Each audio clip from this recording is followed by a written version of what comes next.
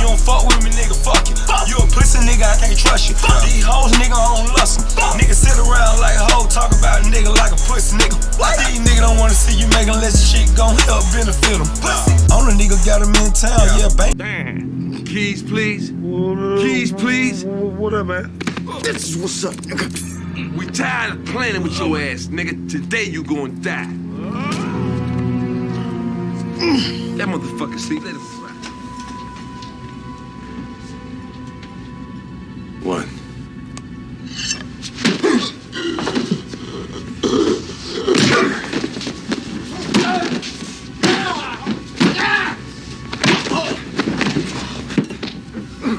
Where's he going? Grab his ankles. No! No! No! Help! What's going on, YouTube? We back in the Low Key Cave, Keyshawn Knobs YouTube page, aka Mr. Low Key. And we back with another top 5 list. And this time I'm doing my top 5 movie henchmen. You know the movie henchman, the guy that's always gonna stand in the front line for the main guy. He ain't the main guy, but he's basically the main soldier. He's the guy that's gonna do the dirty work. He's the guy that's gonna take the time if it comes down to it. He's the guy that's gonna take the charge. He's the guy that's gonna take the fall. He's the guy that's gonna do all the necessary things that needs to be done to make sure the main guy is good. Top 10 henchmen. I mean top 5 henchmen. I'm bad, y'all. Top 5 henchmen. Of course, I have to start off with coming in at number 1, Brian Hadley, which is brilliantly played by Clancy Brown. Brian Hadley is basically the warden's main guard at a prison called Shot Redemption. If you ain't seen the Shot Redemption, you definitely missing out. It's definitely a top 10 movie. It's not. It might be not my top 10. It might be my top 5. I don't know, but it's definitely one of the ones you need to check out if you haven't seen it. This movie got Morgan Freeman, Sam Neill, but we here to talk about the henchman. Brian Hadley is one of the most sadistic, craziest, out of control. I ain't even gonna say out of control. He's a balanced sadistic person. Like the shit he does and the shit he will do to you, it's no calculation to it, and you might not even see it coming. It's a point in this movie where I was like, okay, he a fucked up, he a bad person, but he do something where it's like, okay, maybe he looking out for Andy. Maybe he looking out for Andy. Nah, this was all a play because Andy was making sure the warden was good on certain things. It's been a minute since I watched this movie, but I know Andy was doing some things for the warden. Anyway, though, he do some shit in this movie. I ain't trying to spoil nothing. This is an old movie, though. But it's basically like this kid that comes and Andy is helping him get like his education up. He don't even got that much time, I don't think. And the warden pretty much has old buddy, which is behind me, Brian Hadley. The warden has him kill him, like on some sniper shit. He sit up there the warden takes this kid out, talking to him, acting all friendly with him, and he got my man up here the whole time. He smoked a cigarette. He dropped the cigarette and nods his head. He up there, bam. I'm like, yo. It ain't just that. It's a scene at the beginning where he don't damn near beat him to death. He beats this dude to death, a prisoner. I think a first-time prisoner's like fresh, and all the other prisoners are messing with him. He crying or whatnot, and he want him to shut up. And he just take this motherfucker basically out his cell and start whooping his ass, just whooping him. This guy, he doesn't care about it. And it's a scene in here where he basically talking about how much he hate his life. He going through a divorce, I think, or something. He got to dish out some money or something. He already basically don't like shit that's going on at home, so he can basically come to work and take it out on these prisoners or whatnot. Because as far as Shane Shock Redemption, well, as far as Shane Shock go, this prison is ran by the warden and this guard right here. They do what they do there without anybody knowing or whatnot until Andy does get some type of information out. It is a satisfying scene to see him getting arrested. But as far as a henchman, he is one of them people that would do anything and however to make sure the warden was good. And that's why I had him basically on my list as number 1 henchman of top 5 henchmen. As far as on my movie list, it's top 5 henchmen. Brian Hadley of the Shawshank Redemption. Dang, man, it be like I can't talk.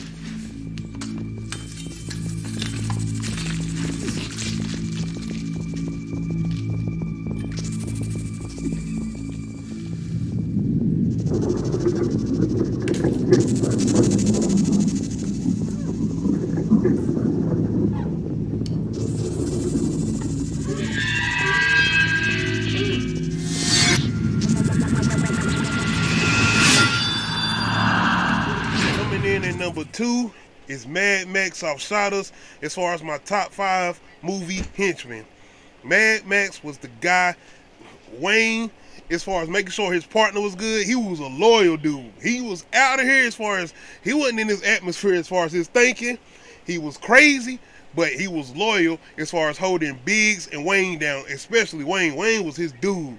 But as far as the way he went about doing certain things, it's like, if everybody's favorite scene, take the white and leave the what?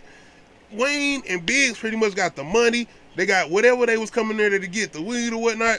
They done. They like, let my man go. He good to go. Nah, not Mad Max. Mad Max was on a whole nother level with this. He don't just cut my man neck slow. He basically put in numbers how many people he's basically took out. And it get to a point where you're like, okay, he done took out 34 people. I mean, that's crazy in itself, but then he add the 1, and it's like, oh, this nigga's done. He's out of here.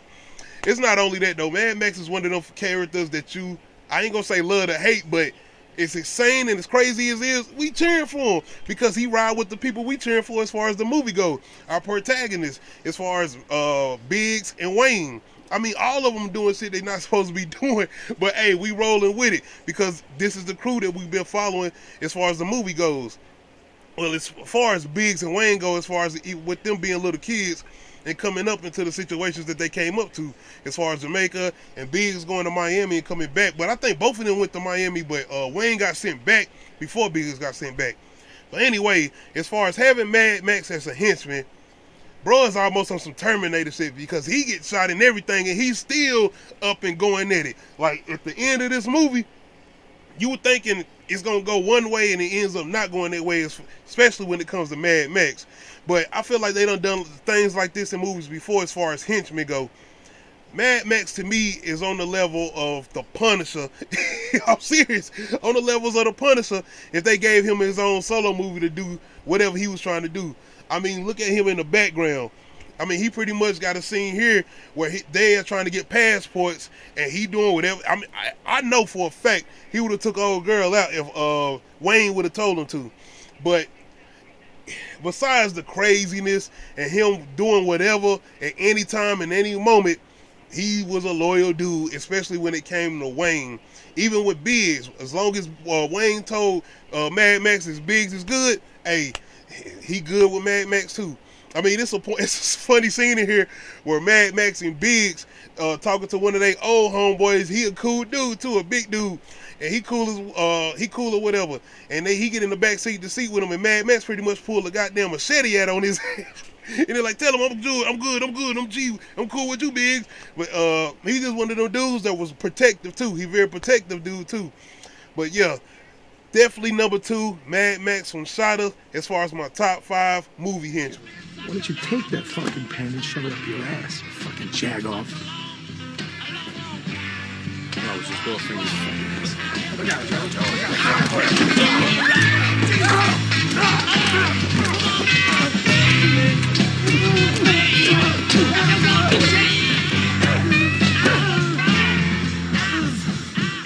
What's that? You hear little girl, Frankie?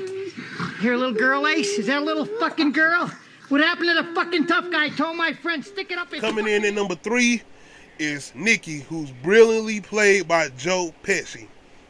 Nikki, as far as Casino go, I feel like he pretty much playing the same character from Goodfellas, in my opinion. But as far as pertaining to this movie, as far as top 5 movie henchmen, he definitely was that guy. He was the guy that was supposed to be, as far as the mob goes, protecting Robert De Niro's character, Sam Ace. His nickname was Ace. But he was basically the guy that made sure he was good because Ace was good with numbers as far as with the mob bosses or whatnot. He always made the good bets. He always knew which side to pick as far as the bets go. and he made a lot of money for the mob bosses. So the mob bosses told Nicky basically to make sure nobody mess with Ace, and it comes to a point where it's not only don't mess with Ace, but don't disrespect Ace either. As far as Sam, I'm making sure I'm saying his name right. Yeah, his name was Sam in the movie. As far as Robert De Niro's character in Casino, Nicky though, as far as loyalty, he ain't the most loyal person. And if you've seen Casino, you know what I'm talking about when it comes to Nicky and dealing with the whole thing. As far as Sharon Stone, she in this movie too. Shout out to Sharon Stone as far as Casino. Casino is a very good movie. It's got a good cast in it.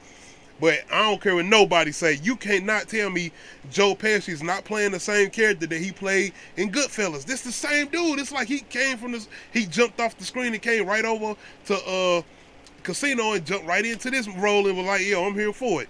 I mean, don't get it twisted. Joe Pesci, can't nobody play a mobster the way Joe Pesci plays a mobster. And that's the thing about it. Say what you want to say about his loyalty, but when it comes to holding shit down, and we about to get into it with some other people, Nicky is the guy you want, and that's who he was. I mean, here's a scene in here in particular where he hitting the guy with a pen just because he have a couple words with Sam. But that was the thing about it. He wanted to send a firm message that you don't say nothing, let alone have any kind of confrontation with Sam, or you're going to have to deal with me as far as pertaining to Nicky. But he was out here, man. I think one of everybody's favorite scenes from Casino is when he talking to this dude and he telling him that about jail. He saying something about jail, and he basically telling him like, I do something to you, and I'm good with jail. I like jail. I actually enjoy jail. He probably don't say it the way I'm saying it, but you know what scene I'm talking about.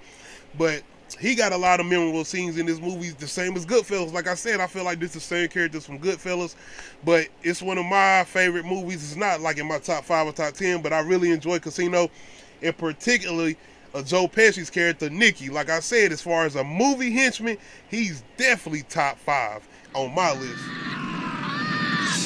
Oh, bitch. Look at you now. Nino, please. Oh, don't start bitching up now. You don't have my product, and you don't have my money. You gotta give me another chance. Nino, please. Look, the brothers don't wait to get paid. Money talks. Bullshit runs the marathon. So, see ya. And I wouldn't want to be here.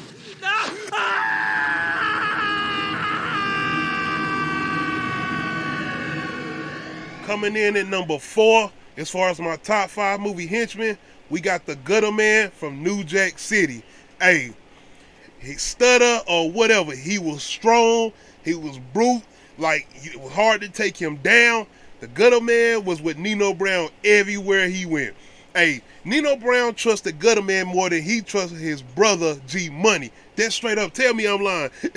The Gutter Man was there when Nino was on calls, when he felt like he had situations where he didn't trust, like when not Cash Money Brothers, but when G Money brought Ice-T around and he was talking to G Money on the phone, Gutter Man was sitting right there.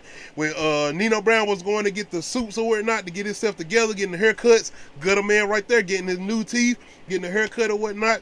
But when it came to situations, you had Gutter Man holding my man on the bridge. You had Gutter Man when they at the meeting trying to take out everybody with the Uzi at the wedding. Like I said, man, Gutter Man was in the right places at the right moments there for Nino Brown when he needed his protection. You could, like I said, say anything when G Money was getting on Gutter Man about stuttering. He was a stuttering motherfucker with whatnot. But like I said, he was strong, and he was loyal to Nino and only Nino. He didn't care any choice Nino Brown made. He was there for it. Even when G Money didn't like all the decisions that Nino was making, the Gutter Man was that henchman that was going to do whatever, however, whenever, when it was time to, especially when it was coming to Nino Brown. So I definitely got to have Bill Noon. Shout out to Bill Noon who played the Gutter Man. Bill Noon done been in everything, especially a bunch of Spike Lee movies. But shout out to Bill Noon who did play the Gutter Man. I feel like he's definitely top 5 henchmen, and he's coming in at number 4 as far as my top 5 henchmen, especially when it comes to loyalty, holding the main dude down. Like I said, this is what this is about. That henchman that's going to take the bullet. You know, he died protecting Nino and the organization or whatnot, and it was hard to take him down. You know, when he was still standing back up with the Uzi and the white dude had to shoot him when he was about to shoot Ice-T, but he definitely come in as far as number 4 in my top 5 movie henchmen, the Gutter Man. Where the chicken at, huh? Yo, Black, you need a soda? Huh? Where's my soda, Black? You know I like soda. What?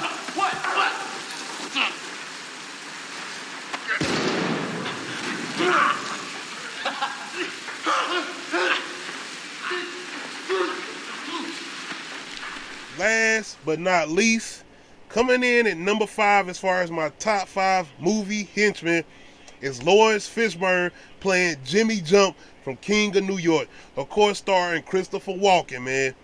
Hey, Jimmy Jump. Christopher Walken's character has been in prison for I don't know how long.